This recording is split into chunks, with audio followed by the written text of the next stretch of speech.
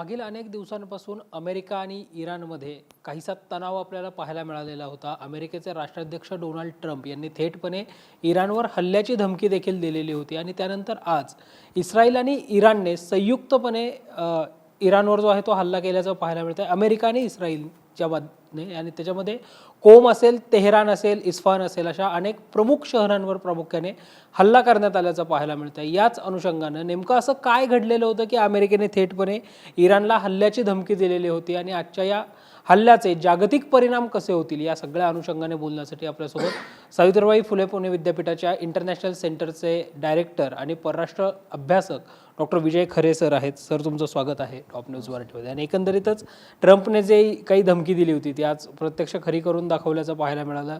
America आणि इस्रायलने संयुक्तपने इराणवर हल्ला केलेला आहे. एकंदरीत या हल्ल्याकडे एक परराष्ट्र धोरण अभ्यासक म्हणून कसे पाहताय? या हल्ल्याकडे आज जेव्हा इस्रायलने हल्ला चढवला त्यावेळेस त्याला प्रिएम्प्टिव्ह अटॅक असं नाव दिलं.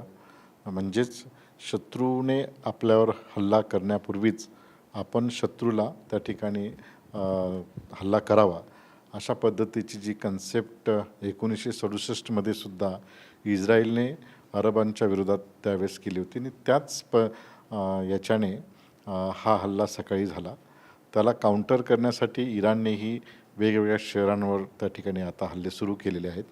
परंतु याची पार्श्वभूमी ही केवळ आत्ताची नाही, तर मागच्या जूनमध्ये जवळपास 12 दिवसाचं इस्रायल आणि इराण यांच्यामध्ये युद्ध झालं आणि या 12 दिवसांच्या कालखंडामध्ये इस्रायलने बरेचसे आण्विक जे बेसिस असतील किंवा आण्विक तंत्रज्ञान जिथे विकसित होतात त्या ठिकाणी हल्ले करून इराणला एक नेस्तानाबूत करण्याचा प्लॅन त्यांचा जो होता त्या ठिकाणी ते केलेलं दिसतंय.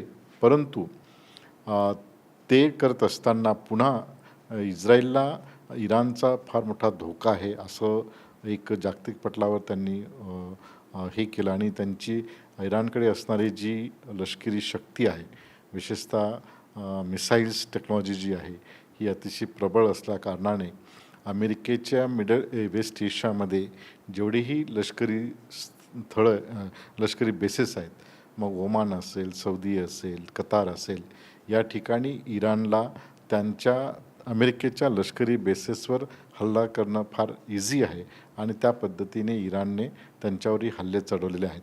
आणि हे हल्ले चढवत असताना पुन्हा एकदा सर्वात महत्त्वाचं आहे की त्या देशांवर हल्ले नाहीत. म्हणजे कतारवर हल्ला नाही, तर तो अमेरिकेच्या बेसिसवर आहे.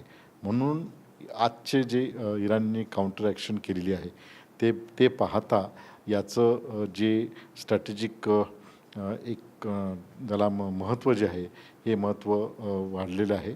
परंतु याचं कालांतराने काही दिवसांनी याचे परिणाम आंतरराष्ट्रीय पटलावर फार मोठे पाहावयास मिळतील. यामुळे एक प्रकारे जे आपले क्रूड ऑइल आहेत, क्रूड ऑइलचे जे भाव आहेत हे कदाचित 10% वाढतील आणि त्याचे जर भाव वाढले तर त्याचा परिणाम भारताच्या पूर्ण तेल आणि वायू इंधनाच्या धोरणावर होऊ शकतो आणि त्याची मोठी किंमत भारताला हे करू शकतो. आणि म्हणून अमेरिकेने या ठिकाणी अशा पद्धतीची भूमिका घेतलेली आहे की इराणला पूर्णपणे नेस्तानाबूत करायचं, त्यांची आण्विक शस्त्र जी आहेत ती किंवा आण्विक कपॅबिलिटी जी आहे ती नेस्तानाबूत करायची, त्यांची मिसाईल टेक्नॉलॉजी नेस्तानाबूत करायची आणि रिजिम चेंज करायचा, असा एक संकल्प ट्रम्प प्रशासनाने घेतलेला आहे. ट्रम्प प्रशासनाच्या पहिल्या कालखंडामध्ये त्यांनी इराण विरोधातची भूमिका घेतलेली होती आणि आज पुन्हा त्यांनी घेतलेली असल्या कारणाने याचे परिणाम जागतिक पटलावर फार मोठे आपल्याला पाहावयास मिळतील. दुसरा एक सर्वात महत्त्वाचा जो मुद्दा जो आहे की इस्रायलचे राष्ट्राध्यक्ष नेतन्याहू यांनी हेक्झागॉन सिक्युरिटी फ्रेमवर्क अशा पद्धतीचं एक 6 देशांचा एक सिक्युरिटी फ्रेमवर्क त्यांनी दिलेलं. त्याच्यामध्ये भारत असेल, ग्रीस असेल, नंतर इतर मध्य आशियातील पश्चिम आशियातील काही राष्ट्र असतील, त्या ठिकाणी त्यांना एक रिजनल लिडरशिप हवी आहे आणि ती भारतासह हवी आहे आणि म्हणून त्यांनी तो हेक्झागन स्ट्रॅटेजिक फ्रेमवर्क तयार केला आणि त्याला भारतालाही या ठिकाणी हे केलेलं आहे. या हेक्झागॉन स्ट्रॅटेजिक अलायन्समुळे इस्रायलकडून भारताला ड्रोन आपल्या आयरन डोमपासून तर इतर तंत्रज्ञान मिळणार आहे. क्रिटिकल टेक्नॉलॉजी, ज्या टेक्नॉलॉजी आपण अमेरिकेवर अवलंबून आहे ती इस्रायलकडून मिळू शकते आणि इतर प्रगत तंत्रज्ञान इस्रायलकडून मिळू शकते. परंतु दुसरीकडे इराणचं जे इराण आणि भारत यांच्यातील जे सामरिक संबंध आहेत गेल्या दशकापासून कित्येक दशकापासून आपले सामरिक संबंध असल्या कारणाने भारताने आपली स्ट्रॅटेजिक ॲटॉनॉमी मेंटेन करून एकीकडे इस्रायलसोबत संबंध प्रस्थापित केलेले, दुसरीकडे इराणसोबत संबंध प्रस्थापित केलेले आहेत. आणि म्हणून त्या ठिकाणी आपल्याला असं दिसेल की एक प्रकारे सामरिक दृष्ट्या या युद्धाचा परिणाम जागतिक पटलावर होणार आहे. अमेरिका आणि पाकिस्तान आणि भारताचे ज्यावेळी आपण ऑपरेशन सिंदूरनंतर युद्धबंदी झाली त्यावेळी डोनाल्ड ट्रम्प यांनी ट्विट करत की हे युद्ध थांबवण्यासाठी आपण प्रयत्न केले वगैरे असं सांगितल्याचं पाहायला मिळालं होतं. मला आता शांततेचं नोबेल द्या असं डोनाल्ड ट्रम्प त्यावेळी म्हटल्याचं पाहायला मिळालं होतं. मग हे डोनाल्ड ट्रम्प इराणच्या बाबतीमध्ये इतके ॲग्रेसिव्ह का झाल्याचं पाहायला मिळालं? डोनाल्ड ट्रम्प यांचं प्रशासन आणि डोनाल्ड ट्रम्प यांचं संपूर्ण परराष्ट्र धोरण याचा जर नीट आपण चिकित्सक अभ्यास केला तर डोनाल्ड ट्रम्प यांना नेहमी सातत्याने आपलं वर्चस्व कसं प्रस्थापित करता येईल आणि अमेरिकेकडे तशा पद्धतीची लष्करी आणि आर्थिक शक्ती असल्या कारणाने त्यांनी म्हणजे हा काही आजचाच नाही, डोनाल्ड ट्रम्प असं नाही, 2003मध्ये सुद्धा इराकमध्ये वेपन्स ऑफ मास डिस्ट्रक्शन आहेत, म्हणजे त्या ठिकाणी आण्विक शस्त्रास्त्रांचा साठा आहे म्हणून अमेरिकेने आणि इतर त्यांच्या मित्रांनी, एक मित्र फोर्स यांनी पूर्णपणे इराकला बेचिराक केला आणि त्याचे परिणाम आजही आपल्याला पाहावयास मिळतात. तशाच पद्धतीचे मानवी हक्क, लष्करी आण्विक शस्त्र आणि बॅलिस्टिक मिसाईल आणि रिजिम चेंज या 4 मुद्द्यावर पूर्णपणे अमेरिकेचं त्या इराणला रिजिम चेंजसाठी त्याला प्रयत्न करतो आहे. आणि दुसरीकडे इराणने सुद्धा हमास, नंतर लेबनानमधील हिजबुल्ला आणि सिरियामधील हुती जे आहेत यांना सपोर्ट करून इस्रायलला एक स्ट्रॅटेजिकली काउंटर करण्याचा प्रयत्न केलेला आहे. आणि म्हणून त्या ठिकाणी जसं अमेरिका जबाबदार आहे तसं इराणचेही काही कृत्य जे आहेत हे त्या ठिकाणी इन्स्टेबल करण्यासाठी, पश्चिम आशियाला इन्स्टॅबिलिटी करण्यासाठीचे प्रयत्न पाहावेस मिळतात. म्हणून आज सर्वात महत्त्वाचं की या दोन्ही राष्ट्रांदरम्यान कुठलंही लाँग टर्म युद्ध होऊ नये, कारण लाँग टर्म युद्ध जर झालं तर त्याचे सामरिक आणि आर्थिक परिणाम भारतावर होऊ शकतात.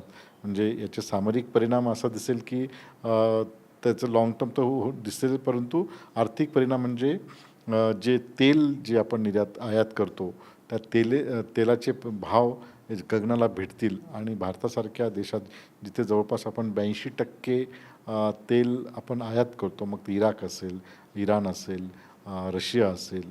आता अमेरिकेचा प्रस्ताव आहे की भारताने व्हेनेझुएला इथून तेल आयात करावं. तर तो ते जे डिस्टन्स आहे त्याची जी कॉस्ट आहे ती वाढल्यामुळे आपल्याकडे माहिती आहे की सर्वात महत्त्वाचं इंधन हे फार महत्त्वाचं स्रोत आहे आणि त्याच्यामुळे भारताच्या आर्थिक विकासावर परिणाम त्याचा होऊ शकतो. मागच्या वेळेसचं जे युद्ध झालेलं होतं इस्रायल आणि इराणमधलं, जे 12 दिवसांचं युद्ध चाललेलं होतं, ते युद्धाची तीव्रता आणि ही आजच्या या हल्ल्यापेक्षा थोडीशी कमी असल्याचं त्यावेळी तिथे जाणवलं होतं. आता या हल्ल्याचे कसे परिणाम पाहायला मिळतील? मागच्या युद्धाच्या कालखंडामध्ये तिथे चर्चा न करता डायरेक्ट त्या ठिकाणी त्यांना जे टार्गेट हवं होतं ते टार्गेट त्यांनी अचीव केलं असल्या कारणाने ते लवकरच त्या ठिकाणी संपन्न झालं. इथे मात्र आता डू ऑर डाय आहे. म्हणजे खोमेनी आणि त्यांची संपूर्ण यंत्रणा जी आहे ही कदाचित इस्रायल आणि अमेरिकेचे जेवढेही लष्करी बेसिस आहेत इथे अधिक मोठ्या प्रमाणावर त्या ठिकाणी हल्ला करण्याचे आपल्याला पाहावयास मिळेल.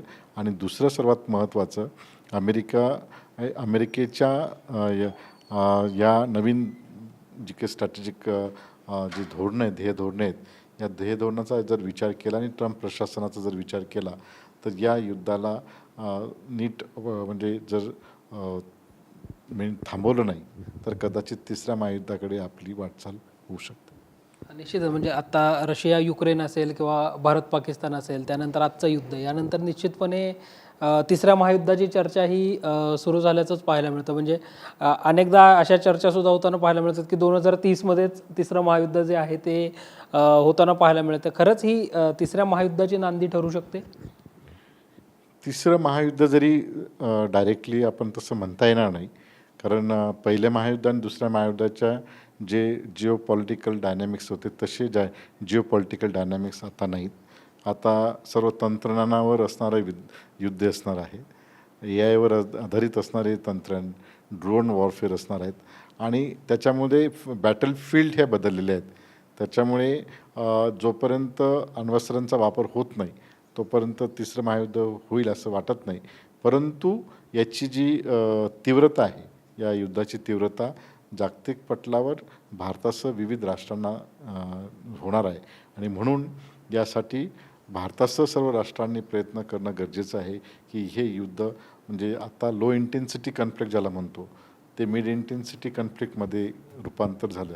परंतु मिड इंटेन्सिटी कॉन्फ्लिक्ट हाय इंटेन्सिटी कॉन्फ्लिक्टला रूपांतरित होऊ नये यासाठी प्रयत्न करणं गरजेचं आहे. एकंदरीतच या सगळ्या युद्धाच्या पार्श्वभूमीवर आता भारत नेमकी काय भूमिका घेऊ शकतो? किंवा कारण पंतप्रधान नरेंद्र मोदी आणि डोनाल्ड ट्रम्प यांची असणारी मैत्री, किंवा आता काही दिवसांपूर्वी पंतप्रधान नरेंद्र मोदींनी केलेला इस्रायल दौरा, ज्याच्यामध्ये नेत्यानाहू यांची घेतलेली भेट, या सगळ्यामुळं भारताची भूमिका या युद्धाच्या पार्श्वभूमीवर काय राहू शकते? भारताने आपले स्ट्रॅटेजिक ऑटोनॉमी मेंटेन करून इस्रायलसोबतही आपले संबंध प्रस्थापित केलेले आहेत आणि सोबतही केलेले आहे. मगाशी म्हटल्याप्रमाणे की हेक्झागॉन स्ट्रॅटेजिक अलायन्सच्या अनुषंगाने भारताला सायप्रस आणि ग्रीसमध्ये मोठं मार्केट मिळू शकतं. एक क्रिटिकल टेक्नॉलॉजी इस्रायलकडून मिळू शकते आणि जवळपास $20.5 अब्ज एवढा आपला आयात आपण इस्रायलकडून करत लष्करी साधन सामुग्रीचा.